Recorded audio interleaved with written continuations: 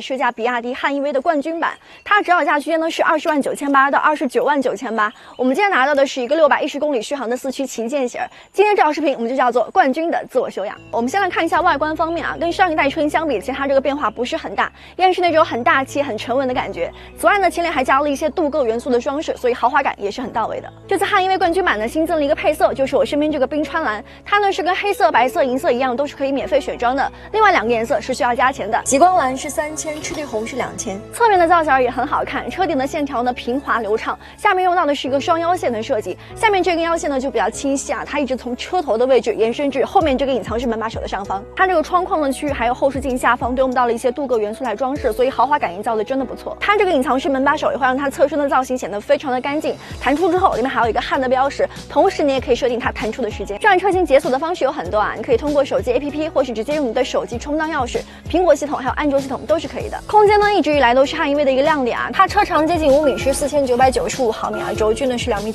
后排还加了隐私玻璃，兼顾了私密性。我们来看一下它这个轮圈啊，它全系尺寸都是19英寸，不过呢提供了4种不同的轮毂样式。我们这个呢就是一个类似树杈的造型，内部还有一个黑色卡钳。它这个轮圈呢是米其林 PS4 系列啊，规格是24545/29。汉 EV 冠军版的车尾造型呢其实还挺有艺术感的，用到的是一个贯穿式的尾灯组，两侧呢是类似中国结的造型。下面这个名牌写着3.9秒啊，就是它很高调的把0-100公里加速的数字写在了上面。现在我们来看一下后备箱的表现，它这个表现呢就真的还挺不错的啊，进深很充足，开口也够大，盖板下面隐藏了一些充电设备，同时还有电动尾门。进来车内其实就可以明显感觉到啊，它这个顶配以及高配都是冲着 BBA 去打的，它这个内饰真的非常的豪华。我们先来看一下配色啊，它这个叫做金银橙，是顶配专属的，其余配置呢用到的是一个棕色的内饰。我们这个顶配车型呢也是用到了一个运动风格的座椅啊，我们在激烈驾驶的时候就可以提供很强大的侧向支撑力。关于材质方面呢也是，顶配呢还有次顶配用到的是真皮，其余是仿皮。汉 EV 冠军版这款车型呢真的是入门级高配啊，为什么这么说呢？因为主驾这个位置全系标配座椅通风和座椅加热，如果你想要前排都可以享受到，那你得上到中配以上的车型了。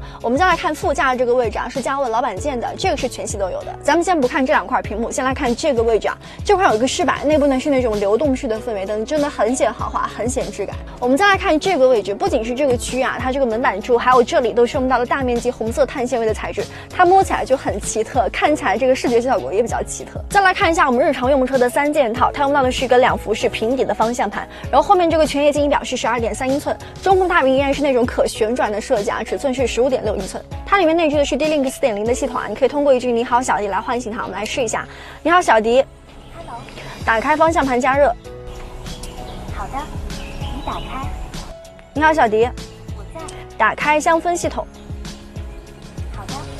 香氛已打开。这2项功能也是新增的。汉 EV 冠军版呢全系标配 L2 级的驾驶辅助，但是呢会根据配置的不同，功能也不同啊。我们这个顶配车型呢还加了这个，就是驾驶员疲劳监测系统。但是呢，你看它这个摄像头，如果你不想用的话，可以把它给关起来。我们再来看下面这个音响啊，它除了最入门那个车型之外，其余呢都是丹拿品牌的音响，全车规模12个扬声器。它这个2排空间表现真的是非常不错啊！我身高是168，这个时候我翘着2郎腿，然后呢我这个脚还踢不到椅背，而且呢坐在2排可以控制非常多的东西啊，就比如说你用这块屏幕可以调节这个音量啊、空调啊，以及这个蓝牙音乐啊，还有控制你2排座椅的座椅通风和座椅加热。我刚才看了一下，它可以调节氛围灯，还可以调节这个天窗，同时呢你还可以调节它这个屏幕休眠的时间。它这个2排座椅呢很宽大很舒服，而且靠背角度是可以调的，调节的按键是在这个位置。它这个按键造型非常的可爱，就是一个小沙发的样子啊，用起来也非常的简单，只要推动它这个椅背就可以了。我刚才呢也是坐在2排体验了一下乘坐感受，我们过来的时候路况是比较差的，但是这款车型2排其实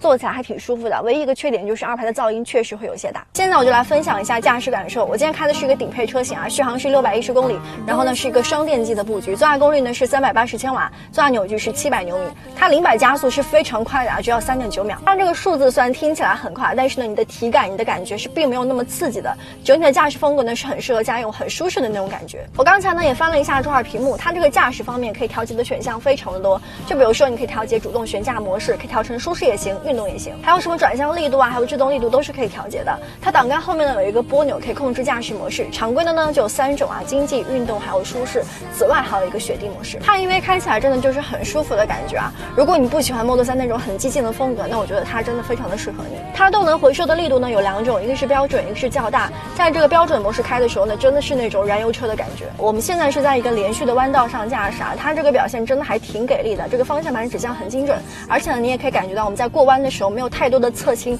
它这个悬挂呢是可以牢牢的拉住车身的。因为它这个双电机功率是很大的，所以你就不用担心它这个动力方面的表现啊。无论是起步阶段也好，你中后段再加速也好，它这个动力呢就是会给你一种用不完的感觉。这次呢悬架方面也是汉依威升级的一个地方啊，它是由之前的钢材多连杆悬架升级为了铝合金材质，它的重量呢更轻，然后强度更高，耐久性也更好一些。还有就是呢，我们这个顶配车型它标配了 D34C 智能电控主动悬架，有这个悬架的加持呢，它这个表现就会更加的聪明一些啊。它会根据你的路况不同来及时调节悬架的软硬。D34C 呢在其他配置上也是可以选装的，只有279800那个车型，选装价格5000块钱。不过呢，它这个四驱版注定不是一个走量的车型啊，指导价需要299800。如果让我推荐的话，我会更推荐它那个续航605公里的车型，就是这么长的续航，你周末的时候在周边城市来回自驾游都是没有问题的。这个配置指导价是229800，比最入门那个配置呢贵了2万块钱，续航增加了99公里啊，然后多了一些额外的这个驾驶辅助方面的功能，就比如说什么开门预警啊，什么并线辅助这些。